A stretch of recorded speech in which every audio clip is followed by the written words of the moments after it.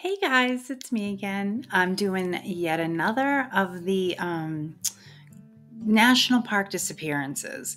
I'm telling you, these are a dime a dozen, and it's just disheartening. I feel so sorry for these families, also for the people, because I think you all know that my tendency to always go to kind of, I don't want to say supernatural, but you know, kind of the unusual places about these disappearances when there's no trace. And I don't know. I mean, I just got done watching. I just want to talk about this for a minute. I just got done watching. Shawn Ryan does SRS. I think it's the Shawn Ryan Show. It's a podcast. I will put the link below. But he just did a roughly 4 hour interview with the owner and operator of Skinwalker Ranch. His name's Brandon Fugel. And his rags to riches story, his approach to the ranch, his approach to a lot of things is quite interesting. And it has me thinking double time about the possibility of wormholes, portals, all sorts of UAP, UFO, NHI, non-human intelligences. Guys, this is all happening. It's all out there. And I cannot recommend enough watching that entire. I mean, I know it's 4 hours long. It's like a Sunday, afternoon kind of thing to sit and do. But I cannot tell you how much you'll get from it if you just watch it. It is fascinating. He's a fascinating guy. Shawn does a fantastic interview. And honestly, it kind of crosses over into these, what I think it does anyway, these unusual disappearances. So I'm going to get into this one with you. This one's really super strange, but it's in the Grand Canyon National Park. And I know I've done Yosemite and Yellowstone. So now we're doing Grand Canyon. The strange thing about this one is that usually, you hear about the stories of people who go missing when they're alone hiking, or there's either they're alone, or there are already sort of some mysterious circumstances around why they're going alone. But in a lot of cases, just a lot of experienced hikers are very comfortable being out in national parks all over the country to explore. It's just a fact. I mean, once if you've been hiking for a long time, which this person who I'm about to tell you about has been, and he wasn't alone. Okay. There was 3 people in the party for this, and it was a 9-day planned hiking trip. So, I'm baffled. This one is another like vanish into thin air story. And I'm telling you, it'll leave you, scratching your head. So 52-year-old Floyd Roberts III from Florida went for a hike in the Kelly Tanks. It's the western part of the Grand Canyon National Park on June 17th, 2016. Okay. And with him were his friend Ned Bryant and his daughter, Ned's daughter, Madeline. And according to an outlet called Strange Outdoors, they were the last people to see Roberts. And what happened, high strangeness. Let's just put it that way. Okay. Nothing was unusual.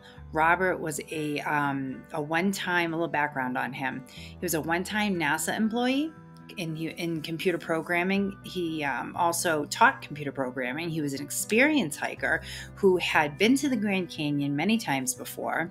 So when they reached a hill, they came to this hill during the course of their planned 9-day hike. No one gave it one extra minute of thought that Ned and his daughter Madeline decided to go up and over this hill, whereas Roberts decided to go around. The plan was naturally to meet on the other side, right?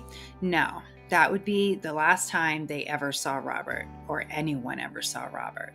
So, first of all, I cannot even stress enough. Do not split up.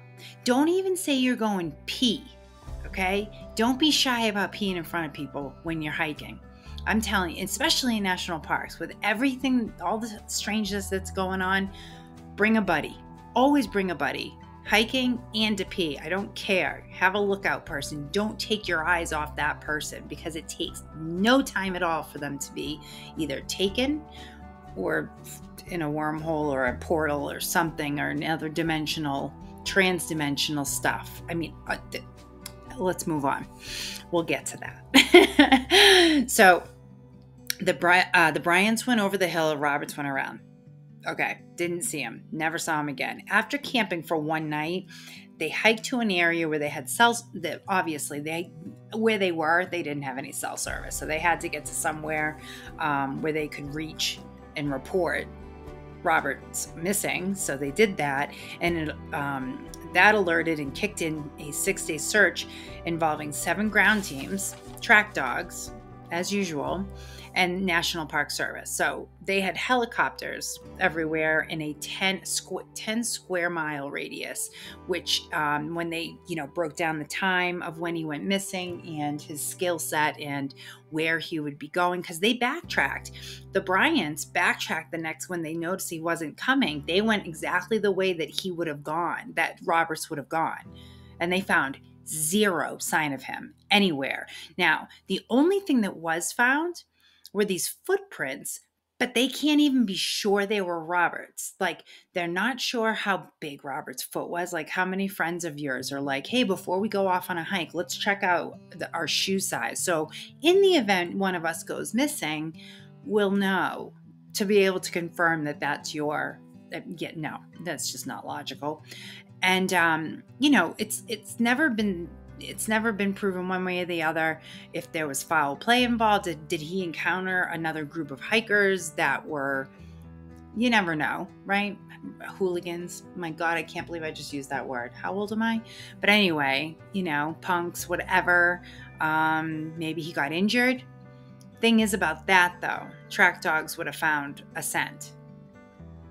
So this is just, when somebody vanishes like this and leaves 0, not his backpack was found, not a bit of his clothing, nothing, and no sense. So, and the area that they were searching wasn't necessarily known for being so thick that they wouldn't be able to at least spot somebody, especially with the amount of ground teams they had.